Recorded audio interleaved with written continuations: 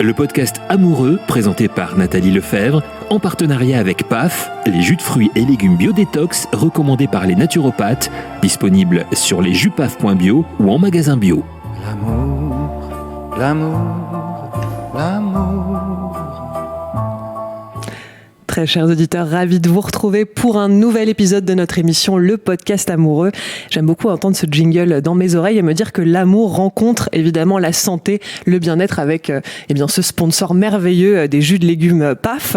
Et si aujourd'hui on parle de rencontre entre amour et magie, j'ai une invitée très très particulière sur mon plateau ce matin. Elle est guérisseuse médium. C'est ma sorcière bien-aimée, je pense que je pourrais l'appeler comme ça depuis que je suis en train de cheminer dans ce milieu, en fait, j'ai rencontré, et je le dis souvent, une grande magicienne, vraiment, et sûrement la plus grande de toutes. Elle est aujourd'hui avec nous sur Radio Médecine Douce, et on va évidemment parler d'amour et de magie. Bonjour Lila Riori. Bonjour Nathalie. Alors, je suis ravie. Je sais que c'est toujours un exercice aussi de venir sur cette antenne, de parler au micro. Donc voilà, tu dépasses aussi quelque chose en venant. Je venais de te le dire, j'ai encore le trac, toujours. Et je sais. Et ça, c'est ça qui est joli aussi, voilà, ça nous fait un petit peu trembler à l'idée d'échanger. Dans cette émission qui parle d'amour, c'est ce que je t'expliquais. Moi, j'ai choisi sur cette antenne de me garder une émission qui parle d'amour parce que pour moi, l'amour avec un grand A, c'est finalement sûrement notre raison d'être sur Terre. Voilà, ce qu'on doit venir peut-être travailler, faire évoluer en nous. Voilà, ce que je ressens, c'est que quand je me sens aimée et quand j'aime, j'ai touché presque à quelque chose de l'ordre du bonheur, de la grâce. Il y a toujours, dans l'amour, une vertu guérisseuse. Et j'avais envie qu'on en parle avec toi. Je voudrais que tu nous reparles, pour les auditeurs qui te découvriraient, de ton parcours et notamment ton enfance. Tu grandis dans une famille un petit peu particulière. Est-ce que tu pourrais nous en dire plus ? Oui, bien sûr. Alors en fait, moi, j'ai grandi dans une famille de 8 enfants. Je suis la dernière. Une famille un peu de guérisseurs, de médiums. Où la magie a sa place tous les jours, où les rituels, où les prières, où les protocoles. J'ai grandi dans une famille où l'aide à l'autre est tous les jours présente, dans les guérisons, dans les soins.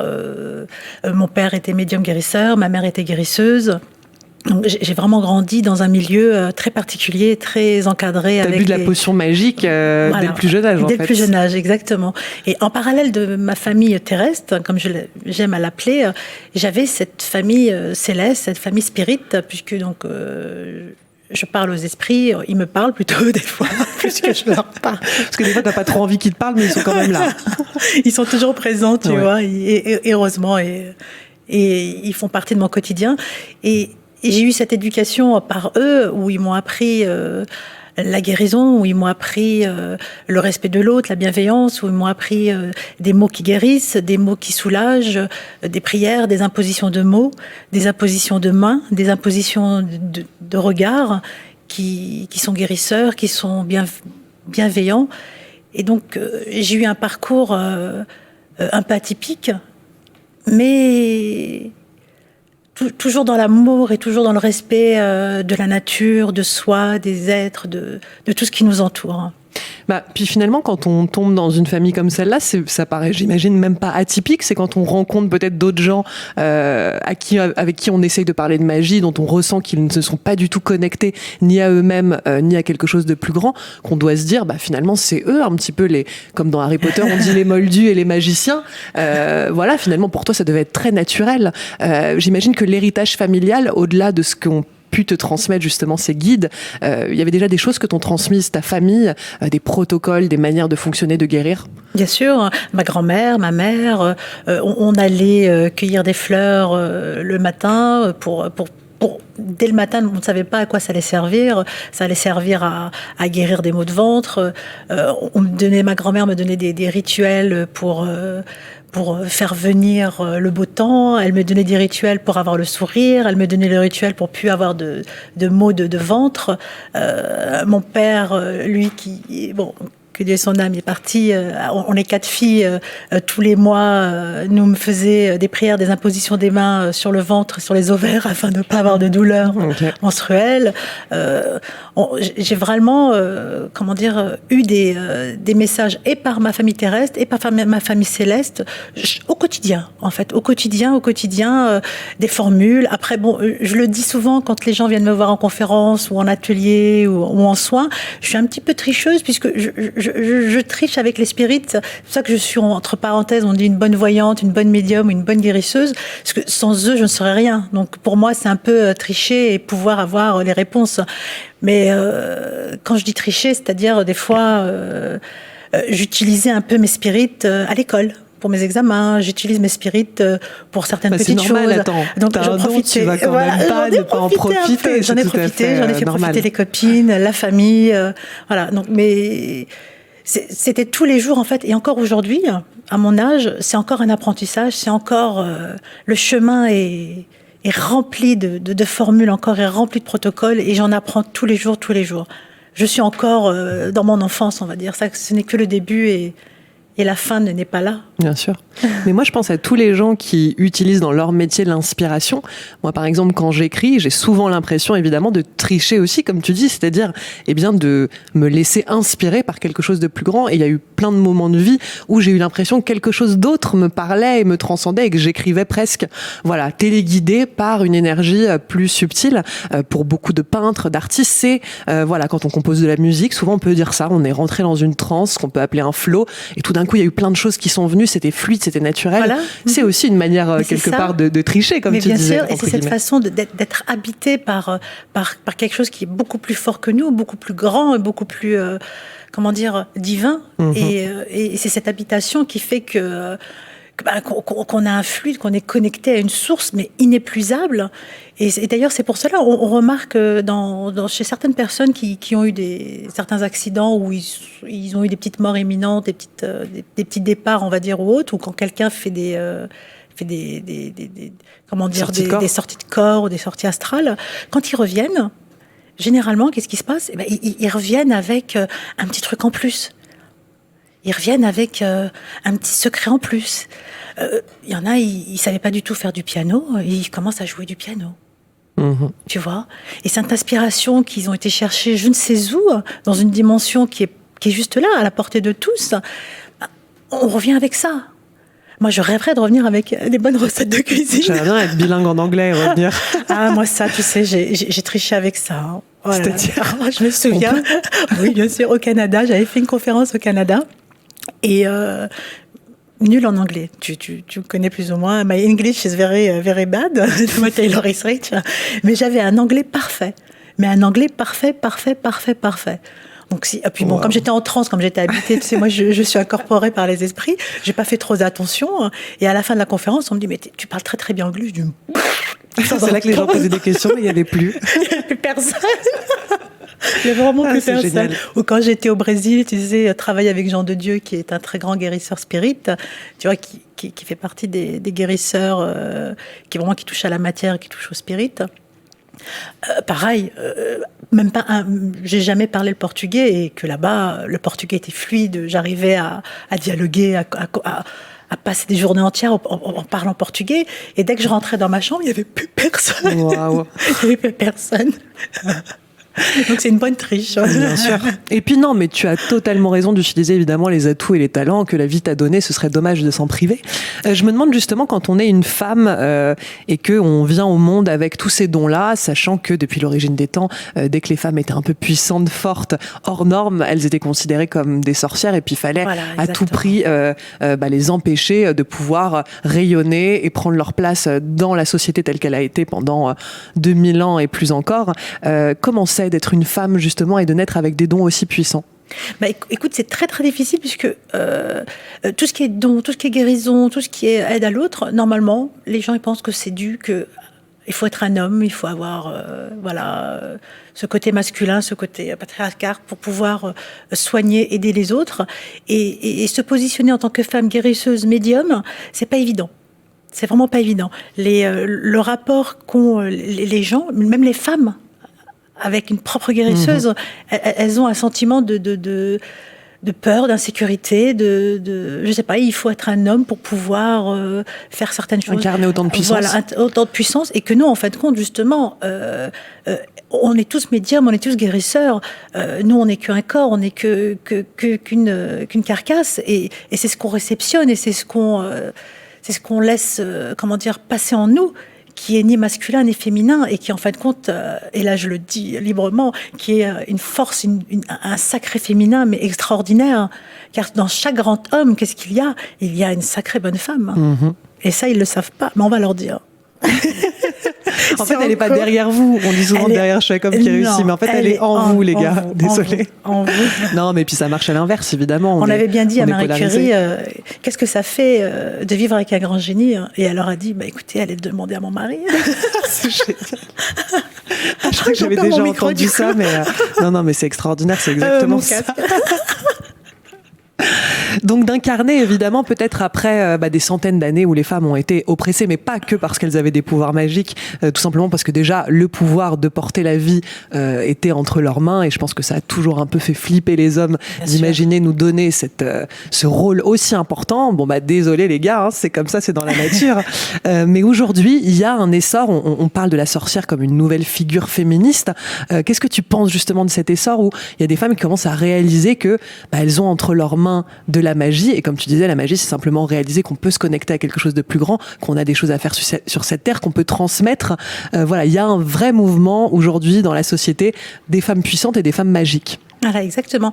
Et cette magie, cette puissance, on peut l'appeler sorcière, on peut l'appeler...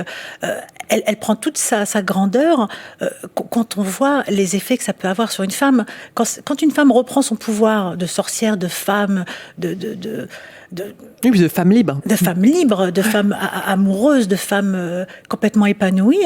Mais là, c'est bien plus qu'être une sorcière. C'est être soi, c'est reprendre sa force et se permettre aux autres de dire, même si on utilise ce mot sorcière justement, puisque la sorcière, avant on l'a brûlée, tu vois, et maintenant on la célèbre. Ouais. Et enfin, on lui a redonné sa place, enfin on lui a redonné ses lettres de noblesse. Parce que la sorcière, c'est quoi ? C'est toi, c'est moi, c'est eux, c'est tout le monde. On est tous un peu sorciers, on est tous un peu sorcières. Et cette magie... tu vois, qu'on puisse utiliser, que ces féministes en ce moment, je suis la première, tu connais mon parcours, utilisent ce mot, je trouve que c'est vraiment important puisque ça libère encore d'autres forces, ça permet à certaines femmes de récupérer en elles ce que leur arrière-grand-mère, ce que dans des vies antérieures on a pu avoir et qu'on a pu être opprimé par rapport à tout ce qu'il y a eu autour. Je parle pas que des bûchers, je parle pas que des femmes qui ont été opprimées dans leur foyer ou dans leur travail ou dans leur quotidien autre, mais on reprend vraiment le pouvoir. Et en fait, mais ça, les hommes ne le savent pas. Les gens ne le savent pas, c'est qu'on ne le reprend pas. On l'avait toujours. Juste, on le laissait grandir tranquillement. On le laissait reprendre sa forme, sa force. Et maintenant, on est assez forte et on est là. Bien sûr, puis c'est peut-être prendre notre place aussi, et c'est ça qui se joue aujourd'hui, c'est-à-dire d'expliquer à tous les hommes qui ont pu imaginer que la femme était objetisée, qu'elle est un sujet, et comme tu dis, elle l'a toujours été. Mais le fait est que moi, j'aime beaucoup cette phrase qui dit on n'est pas femme, on le devient, parce que je trouve ça vrai. C'est-à-dire pouvoir incarner ce genre, c'est aussi le fruit d'un chemin, et puis être libre, c'est pas juste la société qui décide si on est libre ou pas, c'est à un moment donné, qu'est-ce que je fais vivre à l'intérieur de moi, et tu sais que je partage mes origines avec l'Iran, et j'étais même étonnée dans une dictature religieuse de voir des femmes très libres dans leur personnalité, dans leur manière de rayonner. Vraiment, c'est les femmes au pouvoir là-bas. Et même si justement c'est une espèce de dictature masculine, eh bien les femmes, elles éclatent tout, elles font des doigts d'honneur en voiture, elles sont avec leur voile à moitié descendue. Et j'ai vraiment été très étonnée de la rébellion, et j'ai trouvé qu'elles étaient peut-être même parfois plus libres que certaines Françaises qui vivent dans un pays où elles ont, entre guillemets, le choix de la liberté. Donc ça, c'est vraiment intéressant d'aller comprendre qu'on peut faire vivre ça à l'intérieur de nous, et que pour toutes les femmes qui vont écouter cette émission, finalement, être bien, trouver sa place, c'est un chemin intime et personnel, et qu'il faut commencer à l'emprunter. Il faut commencer à l'emprunter, il faut décider. Il faut juste décider à un moment donné de pouvoir... comment on respire, de pouvoir vivre, de pouvoir être ce qu'on est réellement. Et si on se laisse aller dans nos propres désirs, dans notre propre marque, dans notre propre ADN, mais on est tous lumineux, on a tous une force extraordinaire, une puissance telle que on peut renverser des gouvernements, on peut renverser la mort, on peut renverser des maladies, on peut renverser plein de choses. Le pouvoir de la pensée, le pouvoir des mots, le pouvoir du cœur, mais c'est ce qu'il y a de plus fort. Tu sais, dernièrement, il y a eu des petits soucis en Australie. Les gens ont tellement prié, il y a eu tellement de méditation, il y a eu tellement d'ondes positives, d'ondes d'amour vers eux, que ça a fait pleuvoir en quelques jours. Je ne savais pas ce que ça avait donné, mais j'ai vu des chaînes passer. Voilà, il y a eu beaucoup de chaînes d'amour. Je ne sais pas si tu as vu la dernière fois également, j'avais fait un direct live où j'avais fait justement une chaîne d'amour où l'amour doit se transmettre, tu vois. On doit voilà, cet amour, si ça se transmet par un mot, par une phrase, par un geste, par un regard, mais il peut faire le tour du monde, et quand il te revient, mais il te revient 10 000 fois plus beau, plus grand, plus fort, et ça te nourrit, et ça te permet d'avancer, voilà. Et à partir du moment, tu vois, où tu sais qu'il y a plein de portes, il y a plein de portes dans chaque être humain, on a plein de travers et autres, mais on n'a pas besoin de 20 000 clés, il y en a juste une seule, et la clé, c'est être avec soi, écouter ce qui résonne en nous, et juste à un moment donné, tu vois, se dire, voilà, ça y est, je prends la décision de m'aimer, je prends la décision de me laisser de la place, je prends la décision d'avoir confiance en moi, je prends la décision d'être ici et maintenant, et d'avancer et de faire. Et juste de faire, voilà.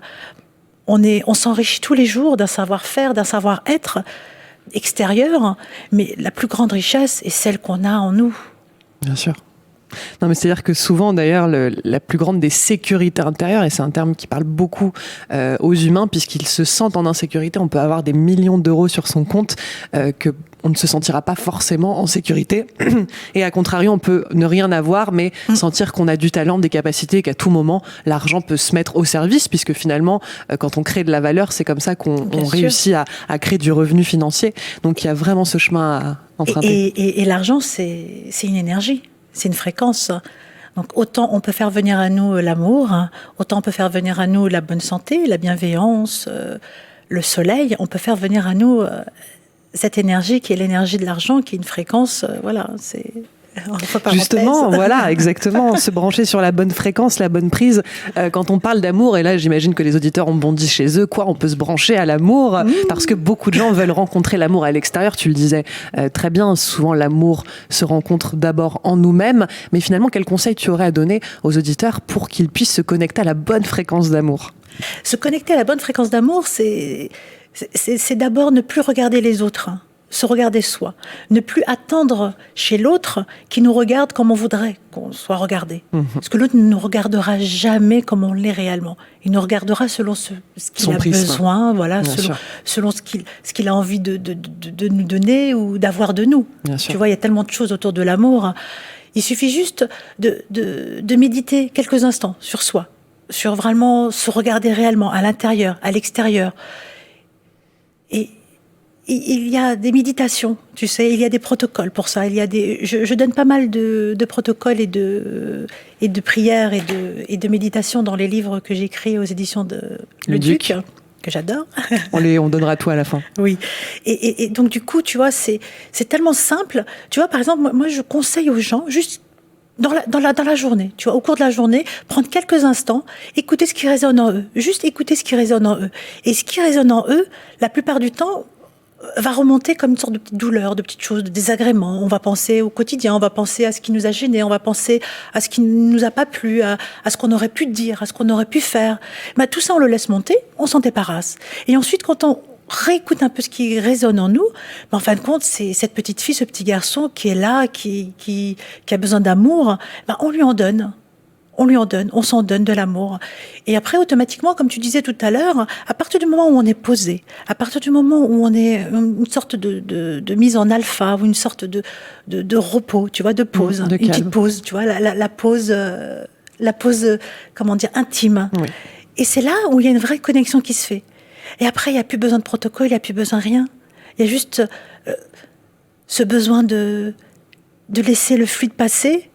Et après, par contre, c'est de savoir quoi en faire. Et pas encore laisser l'extérieur le détruire. Et cette connexion avec cet amour, on peut la voir, on peut la prendre. Cette fréquence, elle est là, elle est parmi nous, elle est palpable, on le sent. Avec un regard, on peut mettre de l'amour, avec un regard, on peut mettre de la haine.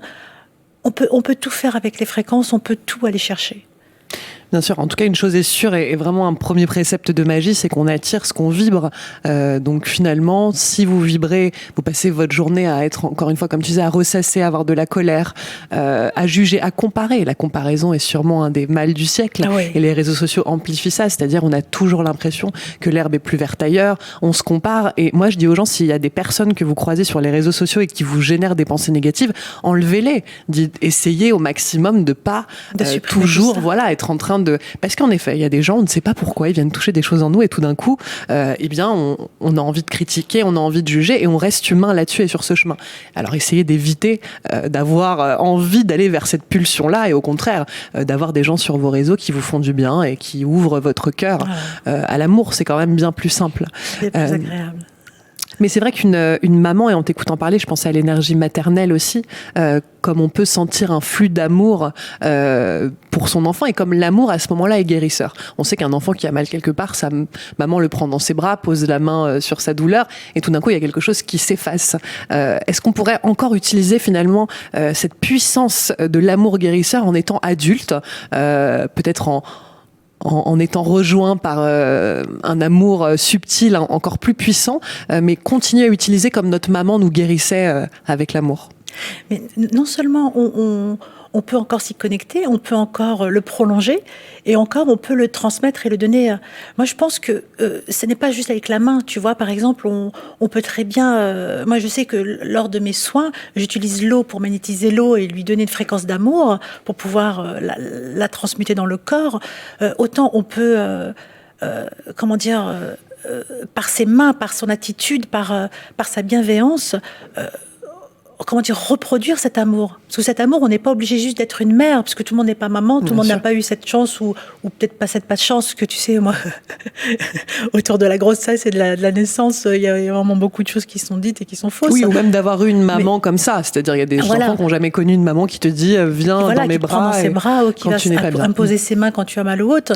Je pense que ça s'apprend. Comme on apprend à être une femme, on apprend à guérir, on apprend à donner cet amour, on apprend à faire passer dans son corps cette énergie d'amour pour pouvoir après la retransmuter, la retransmettre à quelqu'un, et qui va pouvoir, lui, avec son propre corps, sa propre énergie, ses propres cellules, la transformer, la transmuter, afin de pouvoir se guérir, afin de pouvoir se donner cet amour.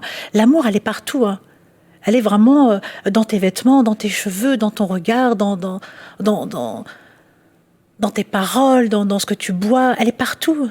Tout est amour, en fait. Et à partir du moment où on n'a pas compris que l'amour nous entoure, que cette fréquence, c'est elle qui mène le monde, c'est elle qui guérit, ben on a du mal. Tu vois, parce qu'à partir dès que... Et c'est aussi simple que ça, en fait. Dès qu'on s'aime, ben on arrive à aimer les autres. Et dès qu'on arrive à aimer les autres, on arrive à les guérir, on arrive à se soigner, on arrive à être bien. Tu vois, par exemple, quand on a des grosses douleurs de ventre ou autre, quand je vois qu'il y a des personnes qui ont des grosses douleurs de ventre ou autre, on leur demande juste de respirer, de reprendre son souffle, de se recentrer, de re-rentrer en eux quelques instants. C'est quelque part se dire, non voilà, attends, je suis là, c'est se prendre dans ses bras, c'est se cajoler, s'écouter quelques instants, et la douleur disparaît en elle-même. Pourquoi? Puisque sans s'en rendre compte, eh ben, on a émis quelques petites fragrances de parfum d'amour sur son corps, et ça se transmute et ça crée des merveilles. L'amour crée des merveilles. L'amour est guérisseur, l'amour est porteur.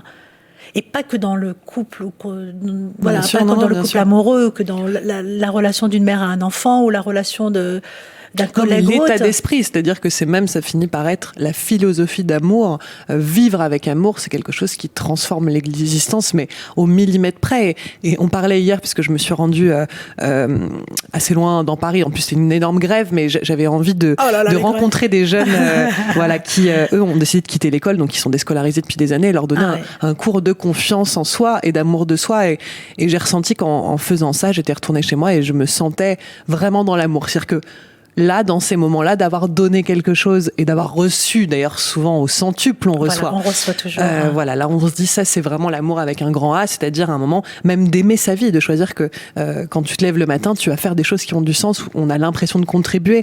Ça, la question du sens, elle arrive beaucoup dans l'existence des gens. À la crise de la quarantaine, c'est rien d'autre que un moment l'âme qui tape en disant excuse-moi, mais tu fous quoi là? Voilà, donc c'est d'apporter, de sentir qu'on apporte quelque chose, que ce soit dans notre métier ou ailleurs, mais voilà, on a tous besoin de se sentir rempli d'amour justement en ayant donné quelque chose à quelqu'un. Et peut-être chez vous, je sais pas, quand vous donnez quelque chose à un SDF ou à une personne qui en a besoin, gratuitement, sans attente, vous voyez ce que ça provoque en fait. Et souvent, ça ouvre à quelque chose, mais juste vraiment de l'ordre de la grâce. Et surtout, on ne peut pas se rendre compte ce que ça va ouvrir. Tu vois, par exemple, ce que tu as fait hier avec ces enfants, avec ces jeunes adultes, c'est que tu leur as transmis de l'amour, tu leur as transmis des mots, et ils en ont fait quelque chose. Un va pouvoir reprendre confiance en lui, un va pouvoir reprendre sa vie en main, un va pouvoir se dire, ah ben voilà, je vais reprendre mon rêve et je vais avancer. Tu vois, cet amour va fleurir en eux, va germer et va se transformer. Tu vois, on donne juste quelque chose. Ouais. Bien sûr. On peut pas savoir. On donne juste une graine. Après, c'est eux qui les arrosent. Voilà, c'est vraiment une fréquence qui va décupler. Tu vois, c'est comme une musique. Tu vas écouter une musique, ça va te donner juste un rythme. Après, c'est toi qui vas en créer les paroles, c'est toi qui vas en créer les gestes, qui va faire la musique. L'amour, c'est vraiment, c'est ce qu'il y a de plus beau, hein, l'amour. L'amour, c'est ce qu'il y a de plus beau. Ça tombe bien, on est dans le podcast amoureux et on aime l'amour plus que tout au monde. Ma chère Lila, évidemment, on va présenter un petit peu aux auditeurs là où ils peuvent te suivre ou bénéficier de ton amour avec un grand A, de ton rayonnement sur Terre. Donc, tu as parlé des livres qui sont édités chez Le Duc, qu'on connaît très bien grâce à notre émission Pause, les éditions Le Duc. Donc, le dernier, c'est vous aussi, vous êtes médium. Voilà, des livres qui proposent de manière très concrète et pratique de pouvoir avoir ces rituels que tu transmets, voilà, et pouvoir être autonome. Et ça, c'est très important. Voilà, être autonome au quotidien face à des situations bien précises, que ce soit dans la maladie, que ce soit dans la recherche de travail, que ce soit dans l'amour, que ce soit dans un déménagement, que ce soit dans toutes les situations, être responsable et ne pas attendre auprès d'un thérapeute ou quelqu'un une solution miracle. La solution, elle est là, elle est en nous. Il suffit juste d'avoir quelques protocoles, quelques connexions et voilà, une sorte de Bible, une sorte de petite, voilà, de Bible de chevet. Et donc, il y a, vous aussi, vous êtes médium. Il y a aussi, vous aussi, vous êtes magnétiseur. Nettoyez nettoyez vos énergies. Dans tout ça, encore aux éditions Le Duc, pardon. Et ces livres m'ont permis de transmettre ce que je ne pouvais pas transmettre au quotidien à mes patients, à mes élèves, à mes amis. Ils m'ont permis de me poser et d'offrir ce que, pour la plupart des gens, pensent être interdit ou être, comme on disait tout à l'heure avec les sorcières, un peu caché, un peu secret, m'ont permis vraiment de révéler au monde des trésors, en fait. Une boîte de Pandore, mais qu'avec du bonheur dedans, qu'avec des bonnes choses qui peuvent être utilisées pour soi, utilisées pour les autres, pour ses enfants, pour sa famille, pour ses clients. On peut, à partir des protocoles, des exercices que j'ai donnés dans tous les livres que j'ai écrits aux éditions Le Duc, on peut vraiment améliorer sa vie. On peut vraiment faire rentrer l'amour, on peut vraiment faire rentrer quelque chose qui est en nous et juste le faire ressortir. Et c'est pas un exercice facile d'écrire. Tu sais, c'est vraiment pas facile d'écrire comme pour parler, bien sûr. Mais j'ai essayé de... en fait, c'est les retours des personnes qui me font encore écrire et écrire. Ça leur permet tellement d'avancer, d'acquérir une telle autonomie, d'une telle...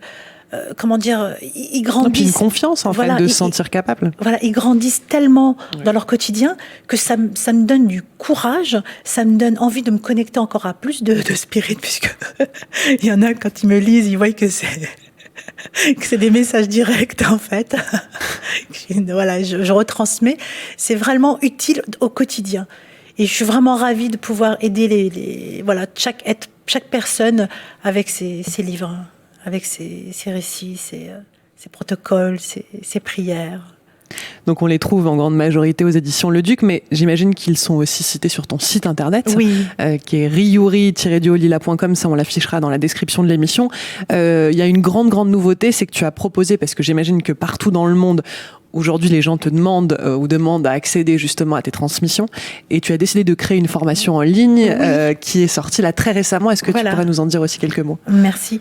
Alors, justement, je faisais des ateliers, des formations sur Paris et un peu partout dans le monde. Et les personnes ne pouvaient pas se déplacer, et les personnes ont besoin, de certains temps, d'adaptation, de revoir les choses, de pouvoir s'adapter au quotidien de chez eux. Donc je me suis dit, allez, je me lance, et pourquoi pas faire une formation en ligne où il va pouvoir y avoir des vidéos, des QCM, des exercices, des protocoles, où les personnes de chez eux vont pouvoir suivre une formation de spirit, où ils vont pouvoir ressentir les énergies des spirites. J'ai eu déjà des retours qui sont assez extraordinaires. Wow. Donc,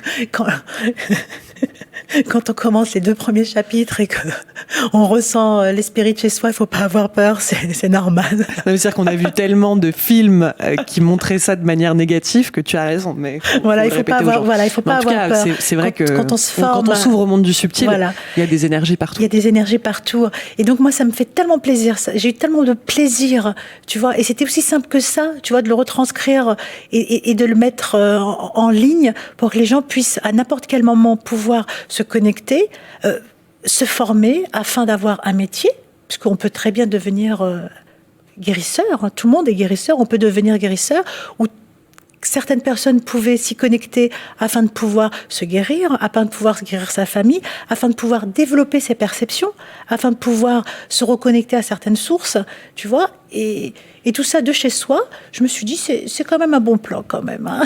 Non, mais c'est la formation en ligne si vous avez envie de recevoir une vraie transmission sur ce sujet, parce que je sais pas pourquoi ça me vient de vous le dire, et comme j'écoute tout le temps mon intuition, c'est vrai qu'avec Lila, on en parlait avant de démarrer l'émission, mais il y a au sein de notre milieu qu'on fréquente, en tout cas une part de ce milieu, le milieu spirituel, des gens qui font parfois tout et n'importe quoi, et c'est quand même important de le dire.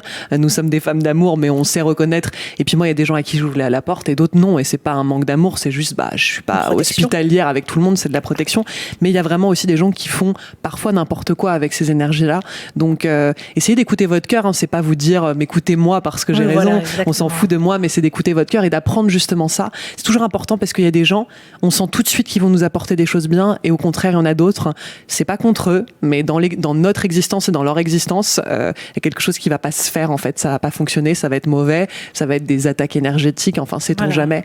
Donc voilà, on trouvait ça important aussi peut-être de vous dire ça et de bien choisir et de développer sa médiumnité, c'est ça aussi finalement. Voilà, c'est ça aussi, et c'est pour ça que j'ai vraiment mis plusieurs modules dans cette formation où justement se nettoyer, faire attention aux attaques énergétiques, faire attention à certaines énergies qui sont des fois palpables, des fois pas palpables. J'ai vraiment consacré un gros module, puisque voilà, on a besoin de faire attention à se protéger, et on a besoin aussi de développer son intuition afin de pouvoir faire face à tout moment, à faire confiance ou pas aux gens. C'est ça. C'est pas évident, c'est pas évident. Moi, je le dis à mes clients, à mes patients, écoutez-vous. C'est pour ça la première chose que je leur fais, c'est leur ouvrir certaines perceptions afin qu'ils puissent ressentir eux-mêmes et voir eux-mêmes les choses. C'est très important de pouvoir avoir vraiment une ouverture du cœur et de l'esprit, et cette intuition aussi. Et que si quelque chose... Si vous faites une formation, ou si vous touchez un protocole ou autre, et vous sentez qu'il y a un malaise, mais il faut arrêter. Moi, je vois qu'il y a pas mal de personnes qui viennent me voir en me disant « Écoute, j'ai fait telle formation, ou j'ai fait tel soin, et je me suis sentie très mal, ou il y a eu un souci après autre. » Mais il faut arrêter, il faut supprimer le protocole, il faut repartir à zéro, et il faut vraiment faire attention où se former, et avec qui, et comment. Il y a de très bonnes formations, comme il y en a de très mauvaises, malheureusement. C'est comme tout. C'est comme les gâteaux au chocolat. Il y en a des bons, il y en a des pas bons. Il y en a qui savent pas mettre la plaquette de beurre comme faisait ma mère, et ce qui rend le gâteau au chocolat exceptionnel. Évidemment, moi, je ne peux que vous inviter, mais ça me traverse moi, puisque Lila me plaît, m'a toujours parlé. C'est pour moi mon dieu de la magie quelque part, et c'est grand bonheur d'être toujours là pour toi. Dumbledore féminin pour moi. Elle a ouvert une école de magie la plus absolue sur Terre, donc je ne pourrais que vous recommander ces formations. Mais après, c'est évidemment de sentir, et surtout d'apprendre à vous faire confiance dans votre cœur, de rayonner un maximum de l'amour, évidemment. Donc on retrouve aussi des produits que tu as développés, voilà, toute une gamme de produits que tu as mis en place si on veut utiliser tout ça aussi pour nos rituels de magie. Donc on trouve eh bien tout ça sur ton site internet, c'est ryuri-diolila.com.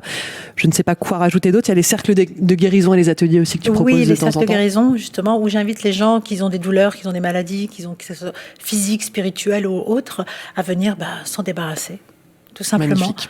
Tout simplement. Donc ça, on peut suivre les dates et s'inscrire il y a des dates sur Paris. Voilà, un cercle de guérison qui permet à toutes les personnes qui sont en difficulté ou qui n'arrivent pas à passer le seuil de la guérison, à venir me rencontrer et avec grand bonheur de pouvoir les aider à trouver en eux la source de guérison et la source d'amour qui pourra leur permettre d'être mieux. Et plus encore. Et d'être bien. Et tellement plus encore. J'ai passé un fabuleux moment avec toi. Merci. Comme d'habitude. Merci. C'est toujours un bonheur. Merci. Voilà. Et puis tu auras vu tous les studios de Radio Médecine 12 depuis qu'on se connaît. Voilà. Du mini micro à une évolution fulgurante. Non mais là c'est génial. Là c'est vraiment très on est bien. juste hyper heureux et ça aussi on peut appeler ça carrément de la magie.